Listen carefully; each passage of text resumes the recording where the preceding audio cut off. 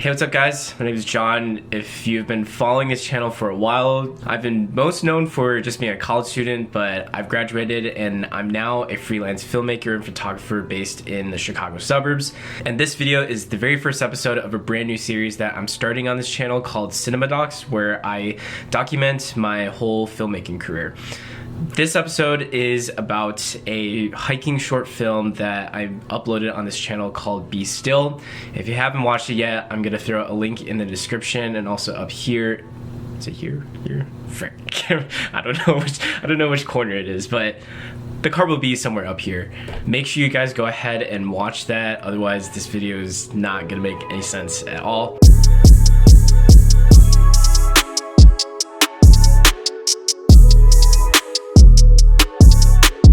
The way this breakdown is gonna go is that I'm kind of just gonna go through the three main steps of filmmaking. So first pre-production, then production, then post-production. So as with any more well thought out and more long form type videos, the most important thing is the story and the concept. So how the heck did I come up with this whole idea and concept for this video? So actually this past summer, I took not one, but 2 trips out to Seattle. And on those trips, one of the things that we did was hiking. And that was like my first time ever doing legit hiking, like 2,000 foot elevation changes. It was freaking insane. I fell in love with hiking on all those trips. So I knew I wanted to create a piece around the topic of hiking, but because I was just so new to this whole world of legit hiking, I live in the Midwest. There's not much out here. I knew I needed to talk to someone who had a little bit more experience than me, so I hit up my friend Angel, who is a friend all the way back from high school, also went to the same college. I interviewed her, asked her a bunch of questions like, you know, what got you into hiking? Why do you love hiking? Why do you keep hiking? And the main thing that I pulled from her responses was that hiking is kind of like this escape from all the stresses that we face in everyday life. So I kind of thought about a lot of the stresses that I was facing, and as a new grad who was struggling to figure out his career and his future, I decided that I wanted to use hiking as an escape from those kinds of stresses, and then as a Christian, so therefore I could focus on God, which at the end of the day is a thing that I really need to be doing. So this story that I created hits very close to home, and I know I'm not the only one out there that has this struggle, so I was just really motivated to, try to create something that could potentially help other people besides help me kind of process everything as well. So my original plan was actually to create a spec commercial for REI. When I talked to Angel, I asked her about the hiking gear that she had. She had a couple brands. I did some research and I selected REI to try to cater this video towards that, but obviously in the title of the video, it's called short film. It's not a spec commercial, so obviously things didn't quite work out how I wanted to, and I'll touch on that a little bit later in this video. The next step after I had a story and a concept was to make a shot list and storyboard. This would really help me in preparing for all the different kinds of shots that I wanted to get, and it would also create like a checklist that I could go through when I was actually producing the video, so then I wouldn't have to worry so much about missing certain shots. And the way that I did this is that I literally just made a table, just super simple, just made a little like couple descriptive like phrases on kind of like what I was thinking, and then to have like a more visual representation, I matched that up in another column with the storyboard. I hand drew most of the shots that I wanted to get, but there were a couple sequences in the video where I knew I just didn't know what specifically I was gonna get, aka the driving sequence and the hiking sequence itself. It was gonna be my first time at the location that I chose. So I basically just came up with a list of options that I wanted to come up with, and then tried to do my best to keep those in mind while I was shooting. So if I found an optimal location for some of those shots, I would go ahead and shoot it there. Now, The main inspiration that I was drawing from to come up with all these different shots was Aiden Robbins. He is a filmmaker based in the Carolinas, and out of all the filmmakers who film in nature environments, in my opinion, he's the best. So I actually took screen grabs from some of his videos for similar shots that I wanted to get for mine. Lastly, the final step for pre-production was just doing a whole bunch of logistical stuff. Now, because I was the only one that was filming this thing, I had to sit down and talk to Angel pretty frequently. We sat down in a meeting and also texted a lot about like figuring out logistics, just asking about her schedule, also trying to hash out specific shots, you know, to see if what she was comfortable with, what she wasn't comfortable with. Also like picking location as well. I wanted to go to the Shawnee National Forest in Southern Illinois, but that is like a 6.5-hour drive. So we ended up picking Devil's Lake. And then because I had never been to Devil's Lake, I wanted to take the first weekend to location scout only, and then take the next 2 following weekends to actually shoot at Devil's Lake. And then that third weekend would be a maybe if I felt that we needed to go back and reshoot some things. And if not, then that third weekend would be shooting the sequence at her house and then a little bit of like the driving sequence as well. So that was kind of the overall plan. It wasn't really set in stone because it really just depended on us catching peak color for the fall season. I really felt that if we could catch it just right, it would just further elevate the visuals that we would be putting into the video. So after hashing out all these details and catching Angel up to speed, we were all ready to go ahead and shoot. Now, obviously, Angel and I did a lot of work in pre-production to prepare for the shoot. So I did have my hopes up that the shoot would go smoothly, but I quickly learned that the thing that a lot of experienced filmmakers say, where it's like, yeah, I've like never had like a perfect shoot day, that is so true. The biggest thing that I learned when we were shooting this whole thing is that have like a plan A, B, and C.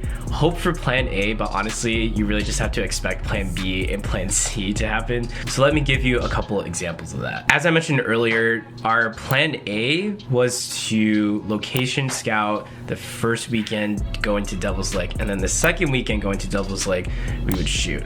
And when that first weekend rolled around, that was a weekend of peak color. And I just didn't want to risk missing peak color because after peak color is over, everything literally just looks dead and brown. So that first weekend, we just had to swallow that tough pill and just go and try to shoot. So this unfortunately led us to make mistakes that we just didn't know otherwise because we didn't have the time to location shoot. I had this idea to really take advantage of the color of the foliage, but one of the things that we didn't realize is that the color looked a lot better at the base of the hike, not the top of the hike. So by the time we got to the top, the color wasn't as great. I think ultimately the end of the video turned out okay, but it definitely could have been better, so I was bummed about that. And then on top of that, I had this idea that like the final hero shot would be the sunset at the peak of the hike, but I forgot to factor in that when the sun's real low. Hey, big guy. The sun's getting real low. The shadows are really hard. So when we got to the peak, a lot of like the trees and the color and everything is just not there because they're just all in shadow. And these are just things that I would have figured out if I had the time to location scout ahead of time. But because we had no choice, we kind of just had to roll with it. Again, I think it turned out okay, but it definitely could have been better. Another example is my plan A was that I was gonna have so much wide open space to get all these different kinds of angles and perspectives, tight, medium, and wide shots. But when we got there, it was like the last warm weekend of the year, and it was peak color, and it was a weekend too. So when we got there, there's just so many people, and it was just so difficult to get the shots that I wanted. I actually had to compromise and think on the fly and come up with backup shots, just because like a lot of, especially the wide angle shots that I wanted, just couldn't happen because there's just way too many people. On top of this, it was even just hard to get like tight or even medium shots because there's so many people just walking around. I really had a vision for this video that there wasn't going to be anyone else in the video except for Angel. So there were a lot of times where we kind of had to move to the side of the path and just wait for everyone to pass and then shoot. And then if I needed to reshoot it, then we gotta wait for more people and then reshoot. So it definitely took us a lot longer. And by the time we were done, it was like super dark. And then we had to make like the 3.5 drive back after that. We got home like close to midnight. So that was kind of rough. But the following weekend, when we were shooting at Angel's house and also all the driving portions, that went a lot more smoothly because we actually had Angel's house all to ourselves. We didn't have to work with Angel's family to kind of get out of the way. We kind of scheduled it where it would work best for us. So that part of the shoot definitely went a lot more smoothly.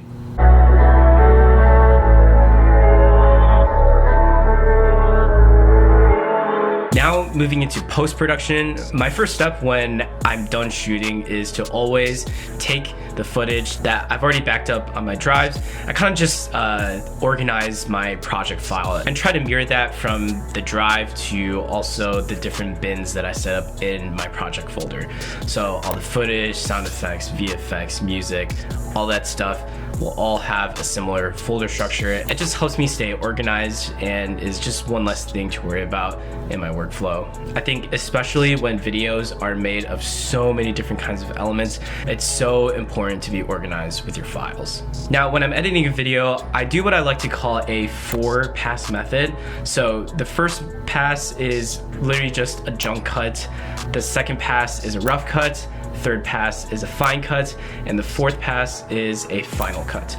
So the first pass, the junk cut, this is literally just me cutting out all the unusable footage. Maybe it's a whole clip, maybe it's like parts of clips, and literally just whittling it down to things that could actually go into the video. Then in the second pass for the rough cut, I cut up all the clips that I actually want to go in the video for sure and lay that all out in the timeline, but there's no effects whatsoever, no VFX, no sound effects, no color, just nothing, just really a bare bones idea of what the video is going to look like. After that happens, when I move into the fine cut, this is where I add all the VFX, sound effects, color, basically just fine tuning the video to the point where it's almost presentable. But then this is when I reach out to some of my video and photo friends, try to get some feedback, see if they can catch anything that I'm not catching. After I get that feedback, I take some time to edit that in, and that becomes the final cut, export, upload, and the video is done. So it was actually at this point after the final cut that I realized that this video is very much not a spec commercial for REI. There were definitely not enough shots of Angel's REI backpack and all its features. There were not enough shots of her using the backpack. The video itself is also kind of long for a commercial. I think it was like over 4 minutes. So I kind of decided, you know what, it's a short film at this point. There was a story that I really wanted to tell, so I changed it to short film in the title. And this actually happened after I uploaded, so if you saw the title change, that's why. So yeah, that's a little idea on how I made this hiking short film. Obviously, all these different steps of the filmmaking process, pre-production, production, post-production, even things underneath all those categories, those can definitely be videos in themselves. So I'm definitely planning on making some of those. Let me know if there are any specific ones that you would like me to make down in the comments. This was definitely the hardest video that I've ever put together in my whole life. It was very difficult. Ran into a lot of problems, things didn't go smoothly, but I think the most important thing is that I learned a lot, and I'm super excited to implement all these things into my future projects. But other than that, that's pretty much it for me for this video. As always, thank you guys so much for watching. I appreciate you. Be safe, be well, and I'll see you guys in the next one.